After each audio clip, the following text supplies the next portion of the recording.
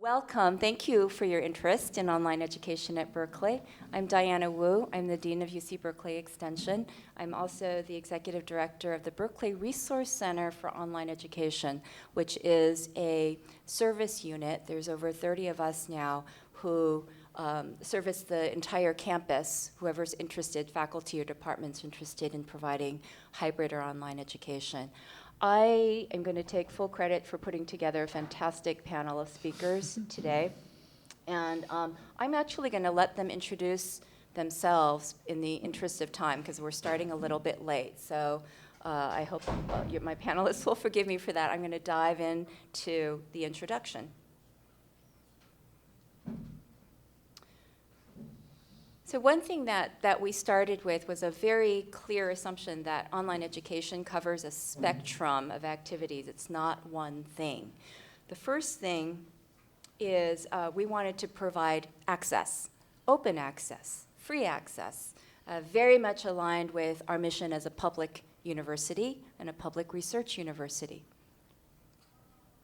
Individual credit courses and certificate programs. Blended courses, you'll be hearing quite a bit about that today. And finally, degree programs. So I made the assumption that most of you may, or I didn't ask you this, I'm wondering if you're more interested in undergraduate education versus graduate education.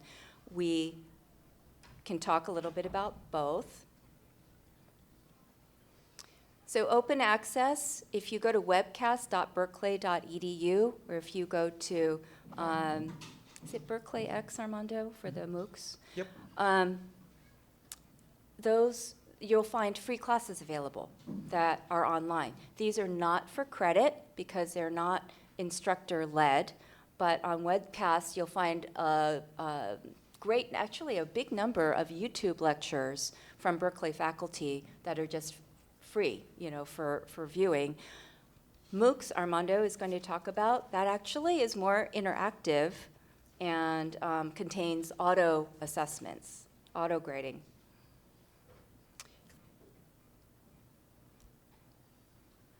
These are not free to produce, so even though they're free for the public, they actually cost right now, our estimate is $50,000 to $100,000 to produce. So the university has made a commitment to produce MOOCs for the public good.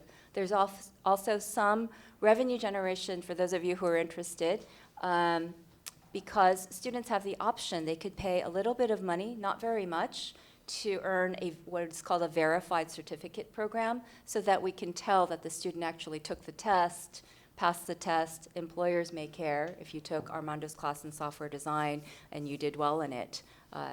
It could be used as a credential.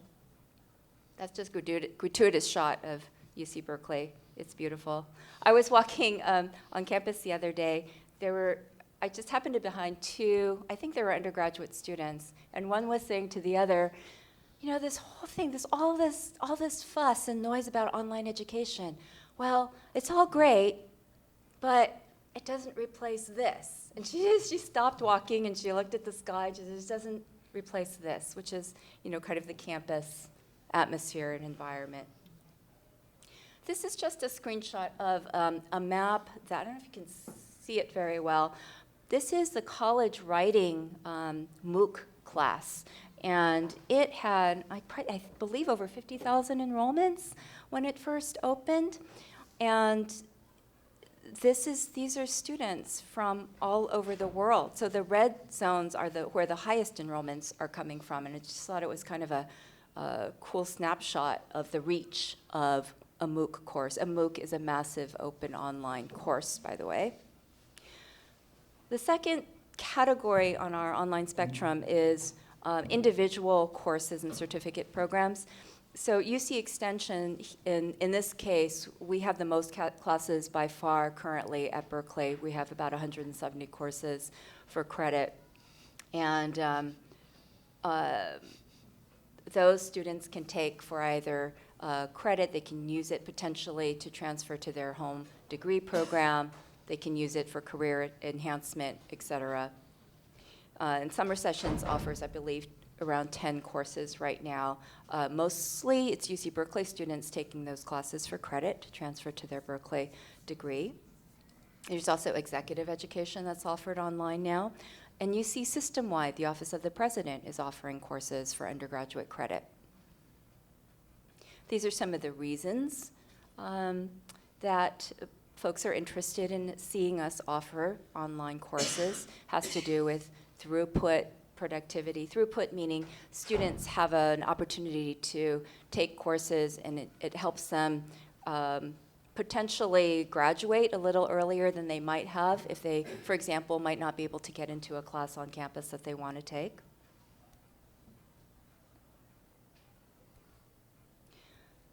So I know it's hard to remember numbers, but keep these numbers in mind because we're going to be talking about MOOCs in a moment. This sounds impressive. Since 2004, we've educated more than 80,000 students online. And 170 options. I think those are the number of courses. This is just a quick snapshot of a professor. This is Cameron Anderson, who teaches power and politics at the Haas School of Business. He did something really cool, which was he wanted us to push the boundaries of technology because he wanted to teach his class live. With, I believe, he had between 40 and 50 students in his classroom, and he used this really cool technology so that he could interact. He could pull up a student when the student wanted to talk, so you could see the student, and he could see the class, at the same time. So one of the wonders of modern technology. Blended courses was a combination of classroom and online. Again, it gives us an opportunity to increase enrollment. Provides much more flexibility. It actually enhances the campus experience.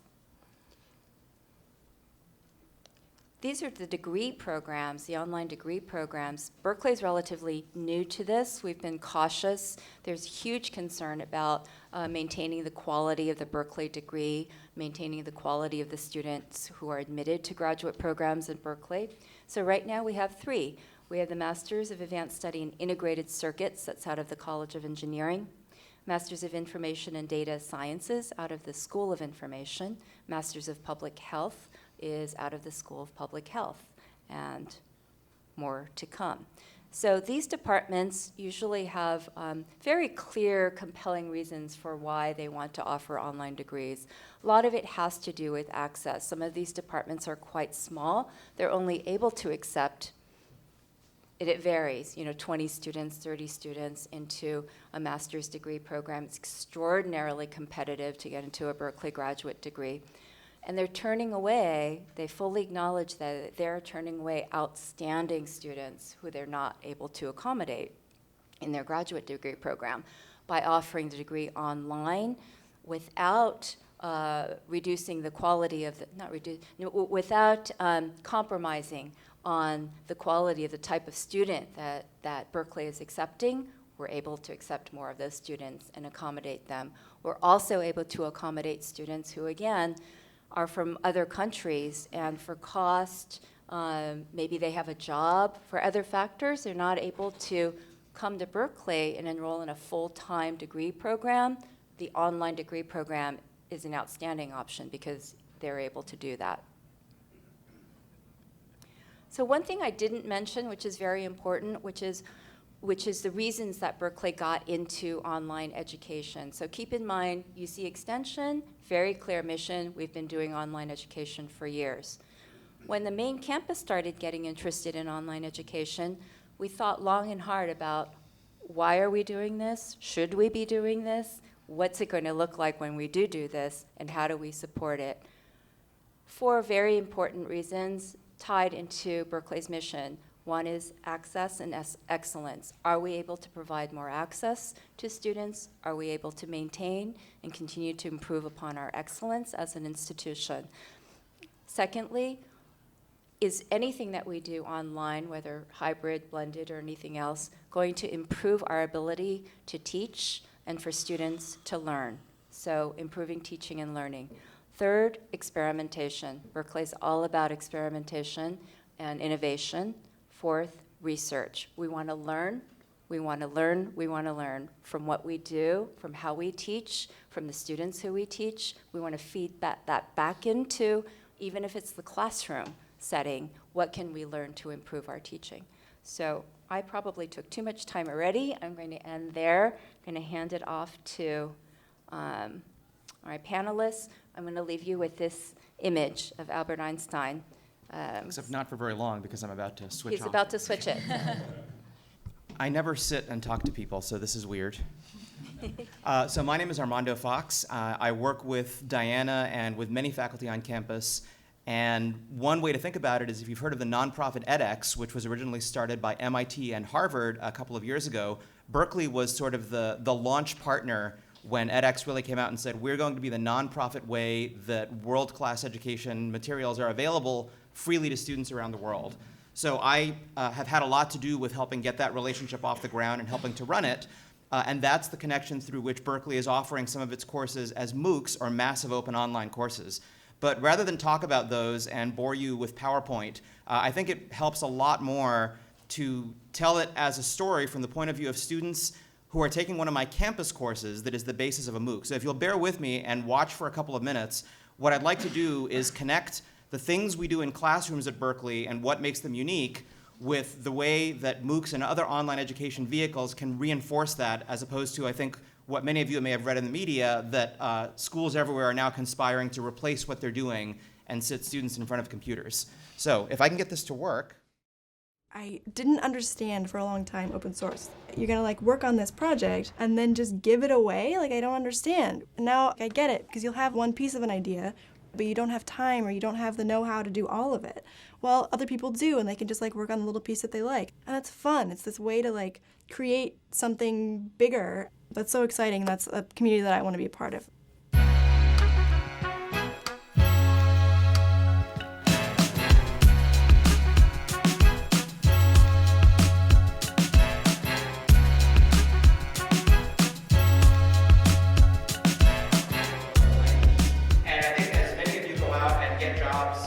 The class I'm teaching here that makes the heaviest use of GitHub is the software engineering course. And one of the big topics that we focus on in the class is how you build interesting software as part of a small team.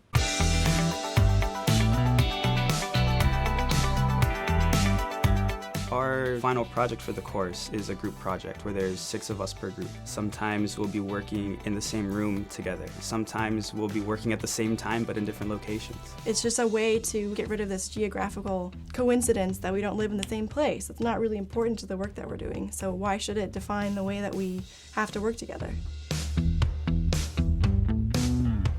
We actually went around and asked Google, Amazon, eBay, Facebook, Microsoft, Twitter, you name it, what are the skills that you're looking for in competitive hires?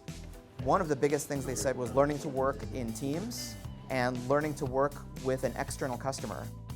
We really reinvented the course largely along the lines of what they said, where students are working with a real external customer, typically a nonprofit. You're working on a group project for a client, and so you're really in a real world situation. It's really different and a unique experience to have that in school. It's one thing to do well in an interview, and it's a whole different thing to actually have code that works. So that's one thing I appreciate about this class in particular, is that the project that we're working on has to be open source. And so I finally have stuff on my GitHub repo that I've written that people can see.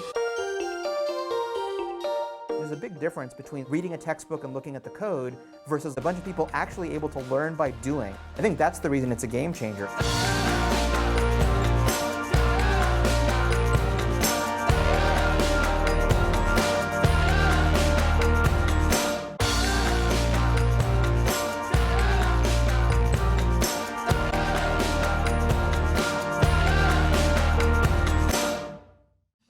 Those are the best production values you'll probably ever see that has anything connected to my name on it. But now that you've absorbed what a couple of students had to say about the experience they're having in my on-campus course, let me just back that up with a short 1.5-minute testimonial from an actual happy customer, one of those nonprofit clients you heard from, and then I want to connect it to the agenda for online education. So thanks for bearing with me. That was the beauty of it. They contacted us and arranged to meet with us every week. Sometimes we met weekly, sometimes it was every 2 weeks, but never for more than 20 minutes probably. Yes. It didn't take a lot of time for us, but trying to convey to them the rules that we have to go by for vacation. We showed them what we did, and then we showed them the rules and gave them a copy of the rules. It was so smooth. Yeah, So- they came back with ideas that we couldn't have put forward and brought into this institution. Sounds like you got a lot of opportunities to give feedback on what they were doing and that they tried to incorporate your suggestions. And they easily fixed any They concerns. did. It was yes. amazing. So now with this prototype in place, is there a plan to use this and hope things get better? Correct, yes. So our vacations are due February 1st of each year. And so we start usually in January, and we're going to start using it. I think Laura and I, we're both on the 5th floor. We'll end up trialing this year, and if it's successful for us, it'll probably spread through other units in the hospital. Well, that's great. Thank you very much for your time and also for working with our students. Thank It was you. great. It was a pleasure. So, by the way, nurse vacation scheduling doesn't sound like it should be complicated, but as it turns out, because of seniority, union rules, and regulations about how much coverage there has to be on holidays and stuff, it's actually quite difficult. And they're using this software now. This is written by students in one of our courses. So why am I telling you this stuff when we've been talking about these large-scale courses? We've seen a big chunk of the course that has been described is also offered for free on edX. In fact, there's a little stack of cards here and on the literature table if you or someone you know wants to sign up for it. The next offering is starting in a week. Typically, we'll get tens of thousands of people signing up. As soon as we ask someone to do work, like watching a video, we lose half of them. As long as we ask them to hand in a homework assignment, and they are tough assignments, we lose half of them again. And around 7 to 10% of them come out the other end.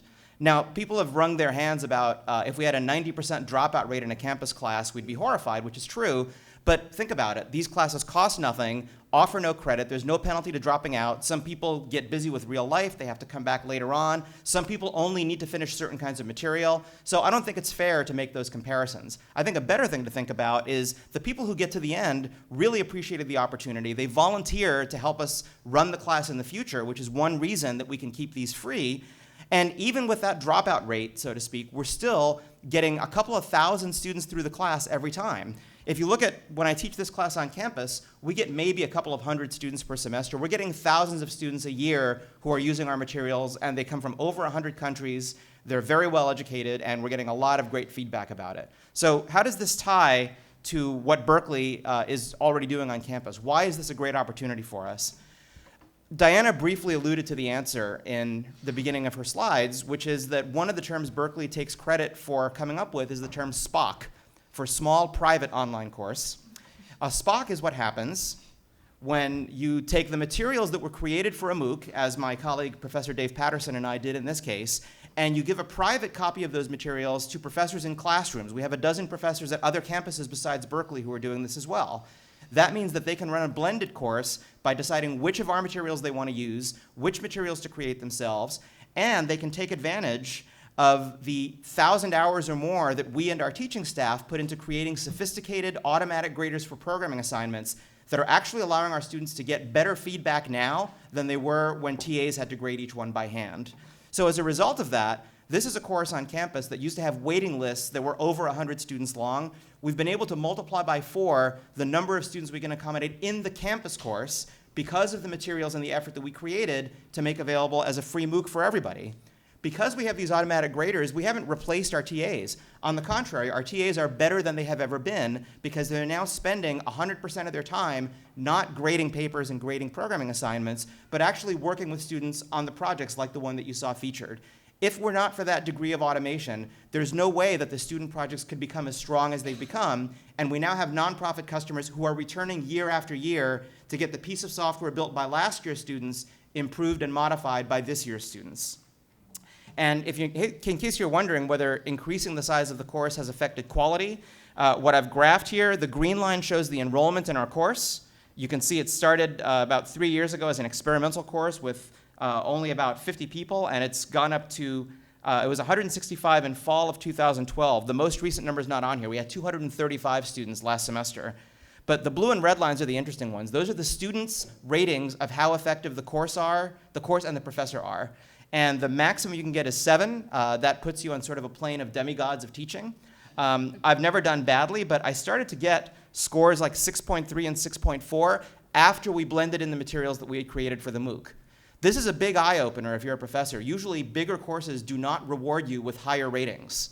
right? So we're accommodating more students. The students are reacting more positively to the material, and because of the automation in how we can train them, they're actually able to do useful projects that real nonprofit customers are finding value in. So that's a very powerful combination. And as I said, a number of instructors who took our MOOC online have become so enthusiastic, they're now taking this approach in their classrooms at 8 or 10 different universities in the US, one in China, and soon a whole bunch in India. So let me kind of leave you with a view of MOOCs that maybe you don't read about in the paper. These are sort of the top 3 things that I used to get asked by reporters. Will Berkeley fire all its faculty and TAs because now they can save money by putting students in front of a computer? No, on the contrary, we can use them in conjunction with what we do to improve the quality of the course in ways that we couldn't do before. Will universities replace traditional instruction with MOOCs? Absolutely not. What we're doing is we're giving our instructors better leverage of their time. They have limited face time they can spend with students as it is, so they should be able to put that time to a higher leverage use. And that's in fact what we see happening in my course and many others.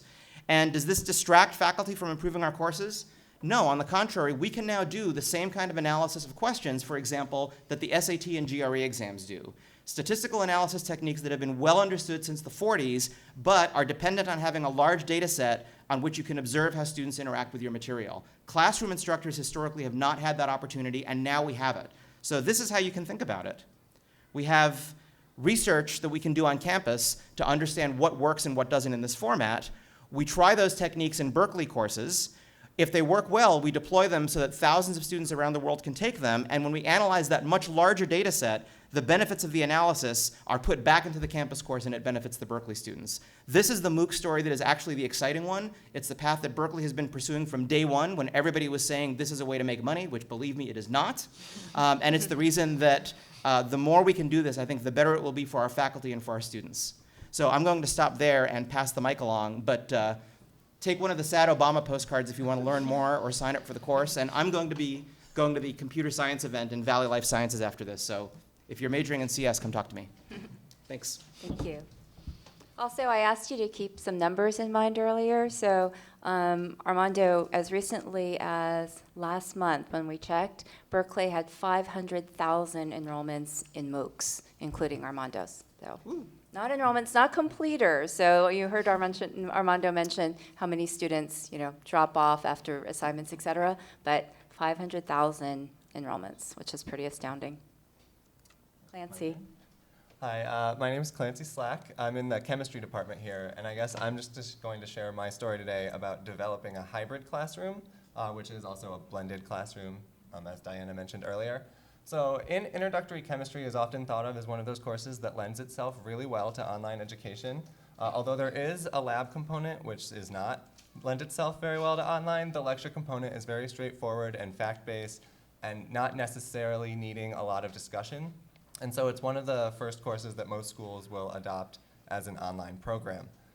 Here at Berkeley, we thought we would try and take this online component and kind of blend it with our classroom. And so what we did is we gave students a choice. So first, you should probably understand a little bit about how Chem 1A works here at Berkeley. We tried the hybrid classroom in the spring, which typically has between 800 and 1,000 students, taught in 3 lectures a week with a discussion section where they can come ask questions to a TA, such as myself. And so what we decided to do was take some really high quality production materials for an online chem course, W1A, which is offered through UC Berkeley Extension and also over the summer here at Berkeley, and blend that in so students had the option of coming to the live action classroom with demos and a lecturer standing with a PowerPoint, or they could choose to use these shortened 10-minute video clips that kind of break down the lessons into individual parts and watch them in their own time. And so we employed this traditional classroom versus flipped classroom, where instead of discussion sections, traditional flipped classroom is where lectures are all online, and students have the option to come to these kind of mini workshops every week where they do their homework with a TA or the professor. And so things that were traditionally in the classroom are now at home, and things that were traditionally done at home are now in the classroom. And we employed this option, and it worked out really well for chemistry, which is a lot of problem solving and math. And it's hard when students come in, these are first-year students here at Cal, and you don't really know their chemistry background, their math background. And so when they sit through a lecture and then you send them home with problems, you don't know how they're working through these problems, what they're struggling with. And so the flipped classroom idea really let us kind of make the most of our one-on-one time with students. So instead of having to try and figure out what they don't know, we actually watch them working in small groups, figure out what they struggle with, and we can tailor the materials online to what students need. This worked really well for us. At the beginning of the semester, students were very hesitant to take advantage of the online resources. We had about 700 students regularly showing up for lecture for the first 3 weeks, and then after the first midterm, it dropped down to about 450 to 500 when students realized that they could just sit in bed and watch the lectures and not have to drag themselves to an 8 a.m. class anymore and still learn the same material. The hardest part about putting together these hybrid classrooms is actually dealing with technology and figuring out which technology benefits your students and which technology just kind of makes it more confusing for them. One of the best pieces that we found was this inclusion of a new dynamic textbook.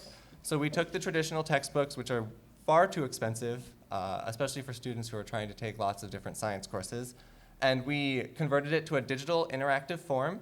And so now students' textbooks not only had the traditional text that you would see if you picked up a book at your local bookstore, but they had interactive videos in them, so they could read about a topic and then watch a short video or a demonstration of how that topic is actually used in the real world. They could also interact with the graphs and figures, so that's a very important concept in science, is that we like to show graphs to demonstrate physical characteristics of things. And now students can play with the scale of those graphs. They can say, if I change this parameter, how would this graph change?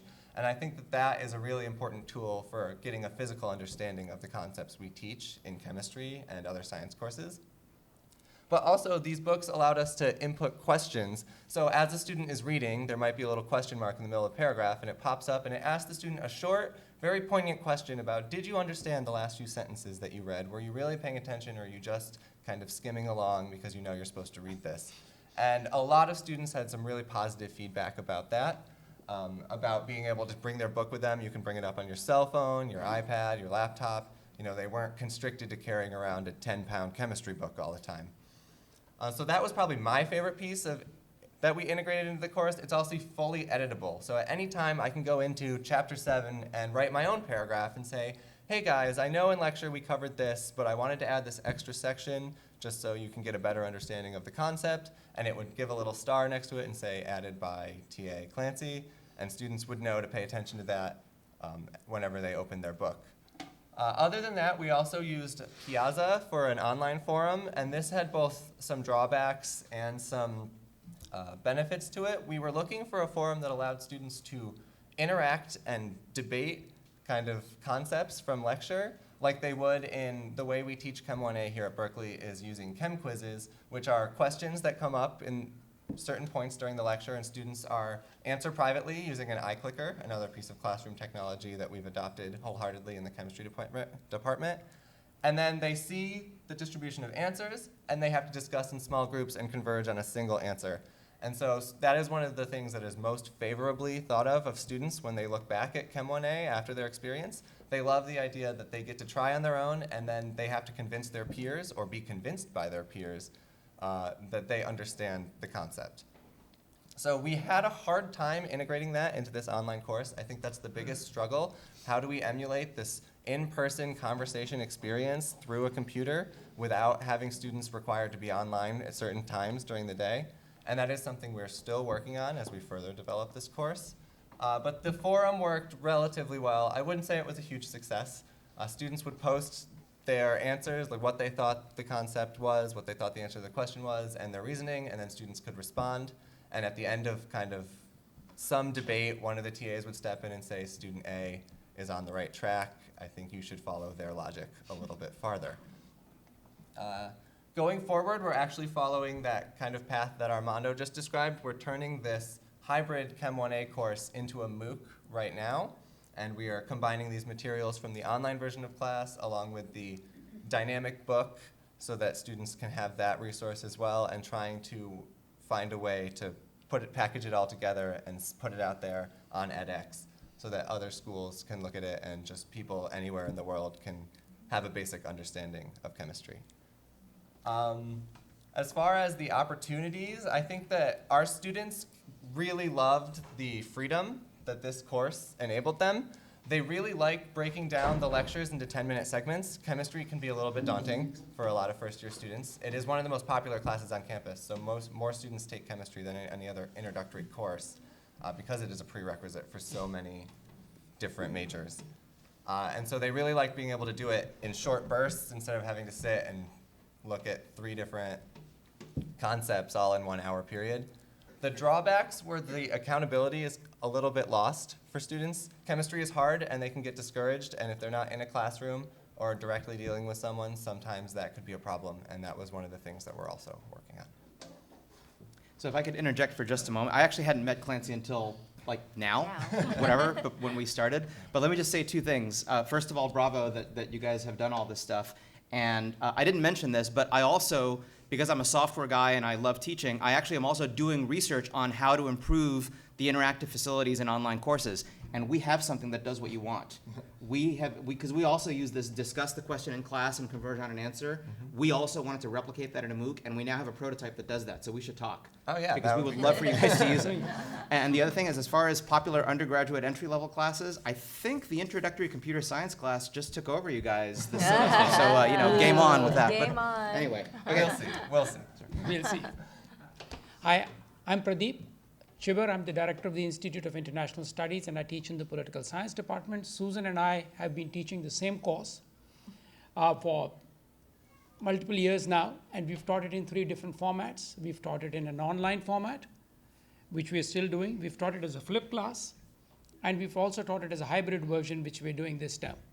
But let me talk about this online education from the somewhat Luddite corner, right? And the Luddite corner is the social sciences. And the social sciences, from my perspective, face a problem that's unique to the social sciences and maybe less to the humanities, but maybe not. That an upper division social science class like the one I teach, what we are trying to focus on is not only to give students knowledge, but also to get them to think creatively and analytically about a particular part of the world or a particular problem, and something that is always changing. In other words, facts are changing on the ground. And as facts change, you need to be able to change your opinions, your attitudes, and how you approach a subject can also change, because real world events are sometimes quicker than social science perspectives or social science theories. So for us, the real challenge is, how do we continuously update what we are doing? And while we're updating this, to get students to actually be able to think creatively and imaginatively and at the same time analytically. To take, for example, the class we teach is the politics of India. Think of American politics. You could teach a civics class just teaching people what the facts are. That's kind of boring, and I could see multiple versions of online courses doing that. But the harder question is, how do you think analytically about a social science problem like, okay, what is the role of the presidency and how is the presidency, for example, Obama, right? Why is his or her, in case there's a female president, ratings going up and down? And are there particular factors that are having an impact on what the ratings look like? Why is it that the Congress is in a position it is in? Because we don't have well-articulated and well-developed theories that are consistent.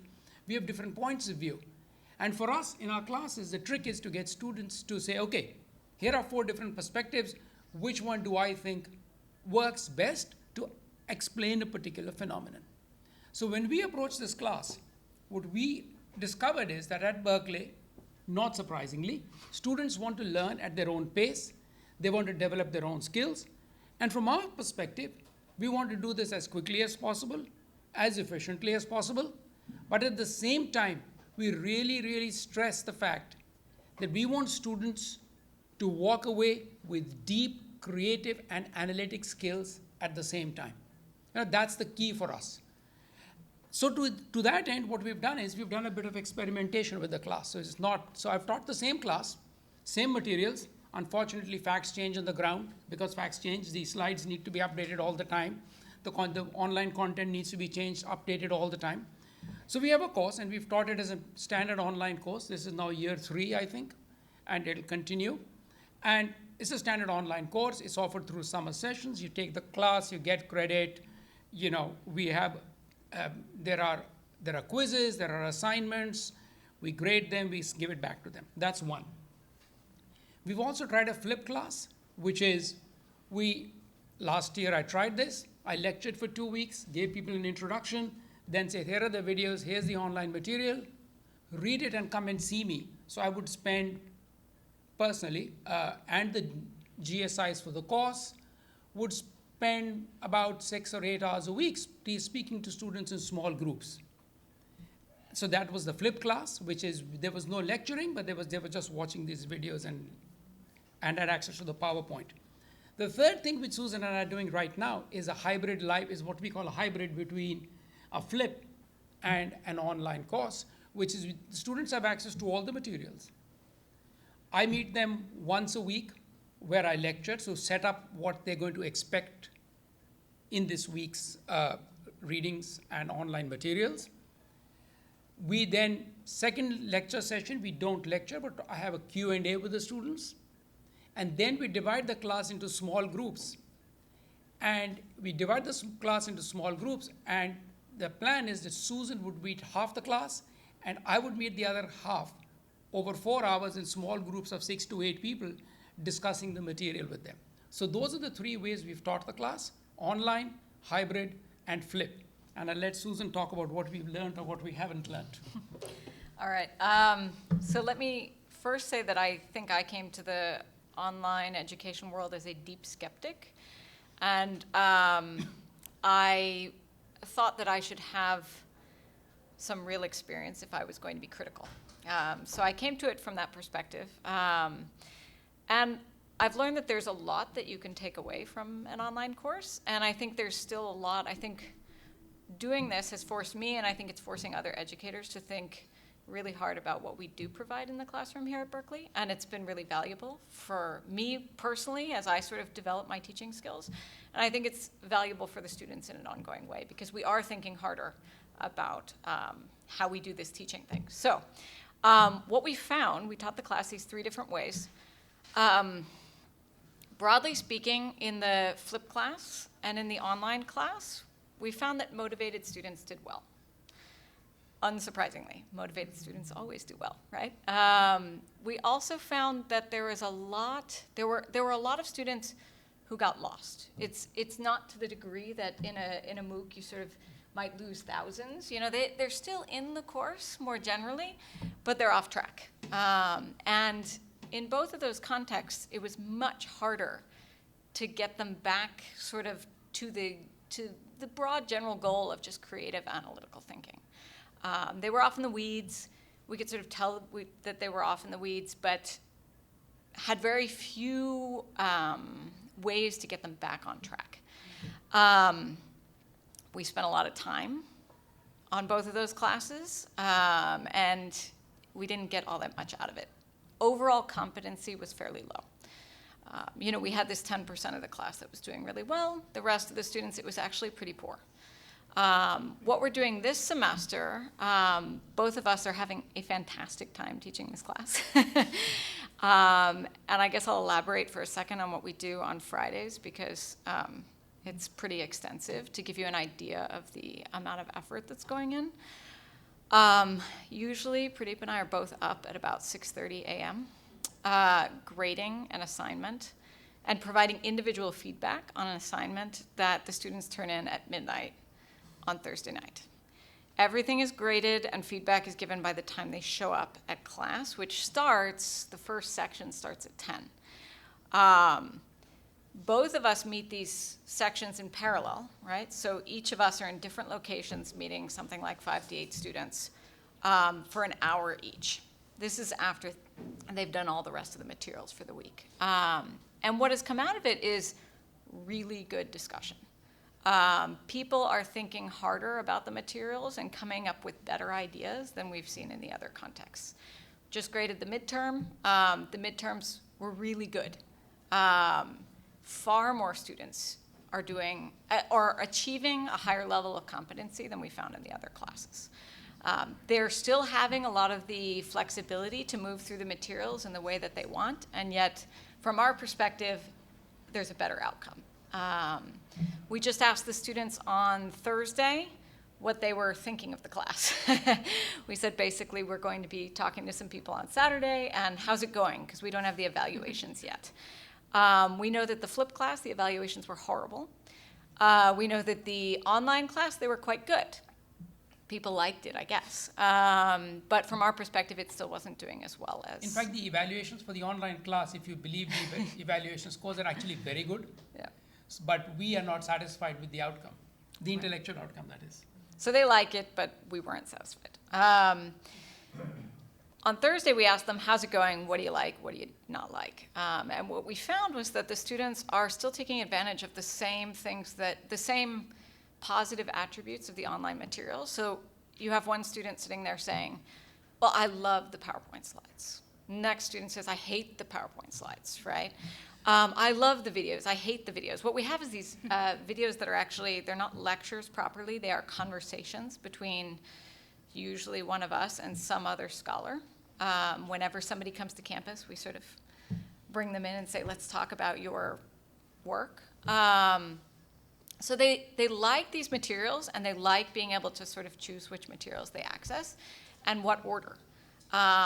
Broadly, the class moves in one direction, right? We're sort of moving through the materials, at least in lecture and in Q&A and discussion, but we aren't actually testing factual material along the way, which means that in many ways they're not accountable in the traditional sense. We don't have these quizzes where you say, oh, you got 80% and you got 70, bad, go back, learn again. But they are meeting us face-to-face for an hour, which is, I think, for a lot of them really intense up front because they are responsible.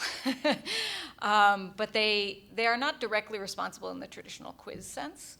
And it seems to be working fairly well, the hybrid.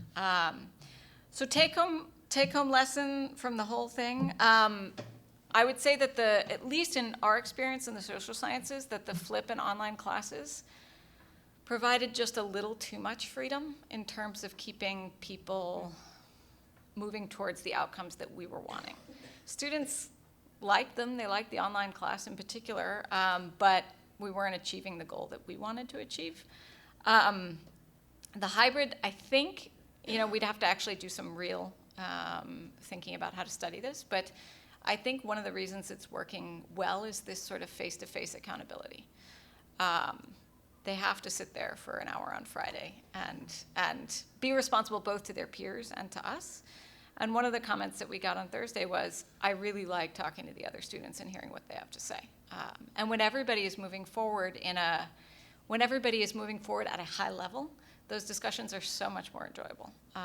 And I know both of us walk out every time and say, hey, that was fun, which is harder when students aren't living up to that sort of high standard of excellence that we expect here at Berkeley. And we say this is fun even after 4 hours. Yeah. 4 hours, no windows in the classroom. It's Friday. Everybody sort of wants to be moving on, and yet we come out at 2 p.m. It's like, whoo, I like what I do, right? So I think that's broadly what we had to say, right? All right. Thank you. So Armando, Clancy, Susan, Pradeep, thank you so much. I think one of my takeaways, one of the reasons that I invited the specific panel to this session is because Berkeley, as you know, is a top-notch research institution, and sometimes we receive criticism that there's not quite as enough emphasis on teaching, especially undergraduate teaching. Well, we have extraordinary teachers, extraordinarily committed, not only to their research, their scholarship, but also to doing research about the quality of their teaching, and in this case, in online education. So please join me in thanking this incredible group of faculty at UC Berkeley. We are kind of out of time, but I'd hate to leave without being able to take a few questions. Is that okay? The governor seems to think that online education is going to save so much money. Yes, I'm for you. Telling me this is not going to be cheaper for the university. It might be better, but it's not going to be cheaper, it seems. You're right. No, I can elaborate a little Full bit. stop. There's not speaking specifically of the governor, but of general infatuation. As a technologist, I see a lot of hype cycles come and go. And when MOOCs sort of splashed onto the scene in 2012, the MOOC hype cycle began. You know, the hype cycle is everybody's excited about it, it's going to change the world, it's going to cure hunger. And in particular, a lot of people were saying at the time that this is either going to, depending on your perspective, save a lot of money or be a big source of revenue. And I think to Berkeley's great credit, when we had campus leadership level discussions about how Berkeley was going to approach this idea of MOOCs, were we going to get into it, what was our goal going to be, nobody ever believed, ever, that this was going to be a significant revenue source. And there was an early understanding that what it really is an opportunity to invest in a technology to keep us at the top of our game in terms of teaching. So it would be great if some of these activities ended up breaking even. But I think, when people were looking at, oh, wow, 100,000 students, and, so what if only 10,000 of them make it through? They're still learning a lot. If you look at who those 10,000 are, the majority of them already have a bachelor's degree. A third of them already have a master's or better degree. They're generally working full-time professionals who have learned how to learn, who have metacognitive skills, who have learned time management. That's a very different profile from the typical undergraduate student. I mean, our job is to turn them into that in some sense, to help them acquire those skills. So I think we believed at the time that it was short-sighted to assume that somehow magically, this is good, however good the materials might be, that it would take the place of interaction with their peers and with instructors and with teaching assistants. And I think, look where we are in the hype cycle now. The honeymoon's over. There's been a lot of unsuccessful experiments, and I think because Berkeley has been cautious in how we approach this, I think we've managed to avoid some of the negative consequences that I think some of our peer institutions, unfortunately, have had to deal with. So you're right. This does not, I don't see this save. Now, what I do see is if we can really improve our throughput in some of these courses by a factor of 4, or if, as in the case of San Jose State, which tried a similar experiment, they were able to increase their pass rates in some of the freshman and sophomore level courses by blending in these materials, well, those are students who are going to get out into the economy quicker and better prepared. Over the long run, that does save money, but you're not going to save it at the front end, right? You're going to save it over the long run, and that's a difficult argument to make when you're talking to legislators. Hey, Governor. Good question. So the question is, do I spend more time in the classroom or on campus? Off campus? I don't know my interpretation of, so I come from a very different institution than Berkeley, and so this was kind of my first foray into the lecture. I jumped right into online and never did the traditional lecture format for this class. But I think that the focus is still on campus. The focus is still for students to be in class, but because we can take kind of the non-essential in-person components and put them online, we can make better use of that in-class time. When I see students during this hybrid course, it's not, let me present new material that you've never seen before. It's, you've already heard this, you've already read this, you've already tried it yourself, let me work through it with you and see where you're getting stuck. And so you just get such a greater benefit from the FaceTime with a student than you would if they just sat there and took notes while you explained something that they had never heard of before. That's true.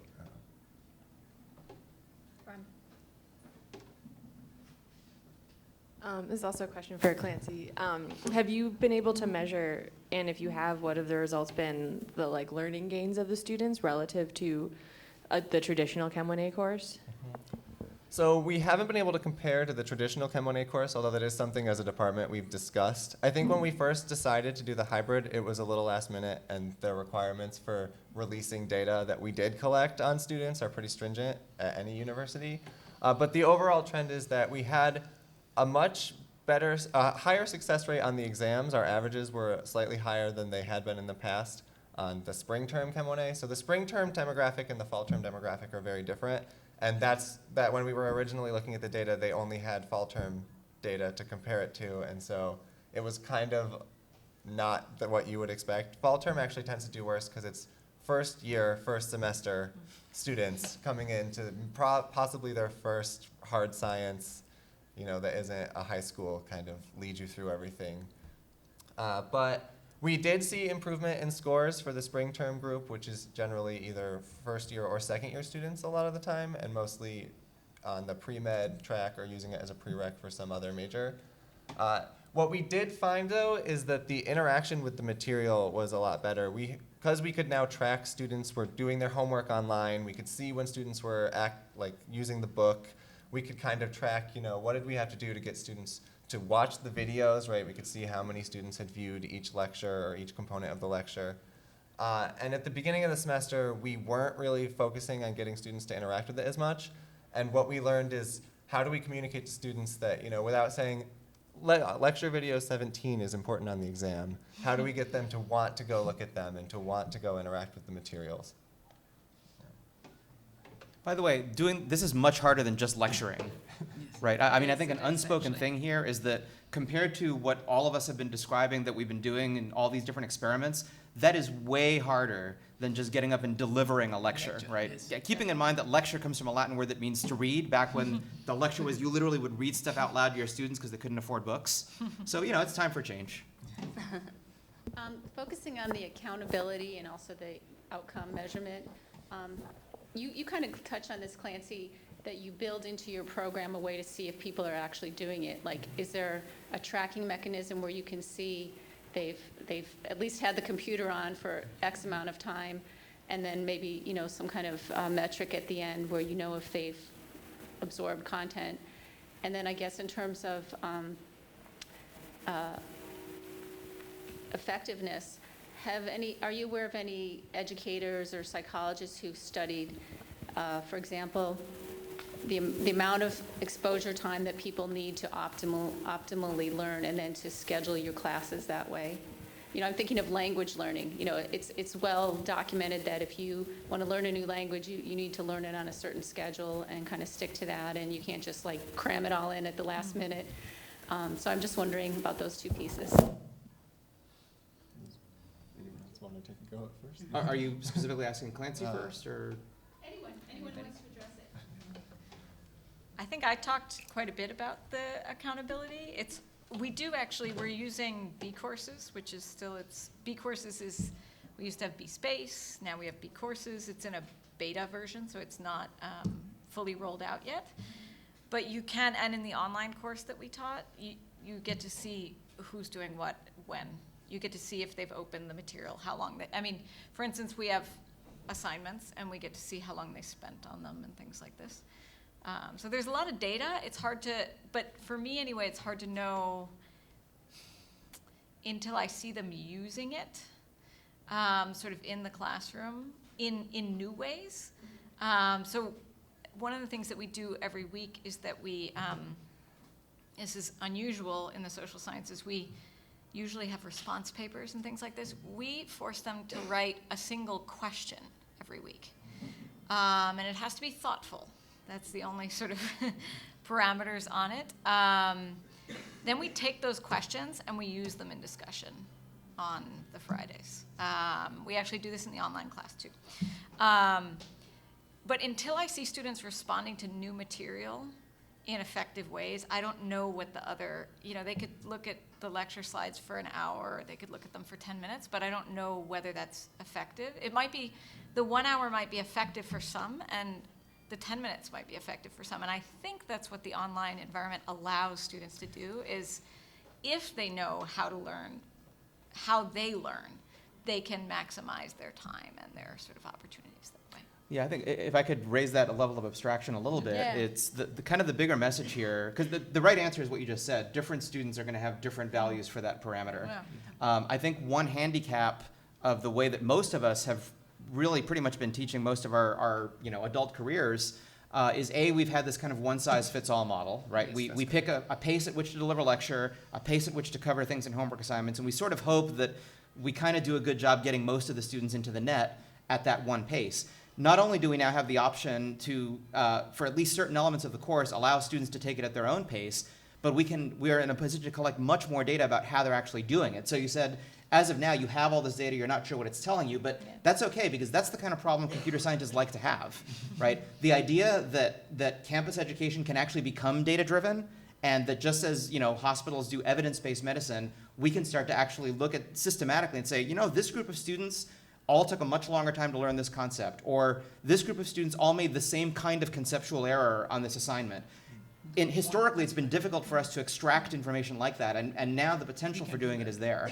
So I think that the onus is on us, so to speak, in the next few years to actually close that loop and fix our classroom materials and our classroom processes using that data. I'm pretty excited about it. It's the reason I started doing education research. I didn't know what all this stuff was like 3 years ago. MOOC meets data science. Absolutely. Yeah. I have to kind of agree with that. In the chemistry course, we almost have a little too much feedback about what our students were doing because we could see how long it took them and when they accessed their homework assignments. We could see every time they answered a question that was built into the textbook. We could see every time they opened the textbook. Like all this data, we didn't, like none of it counts. There's no like an online attendance course grade.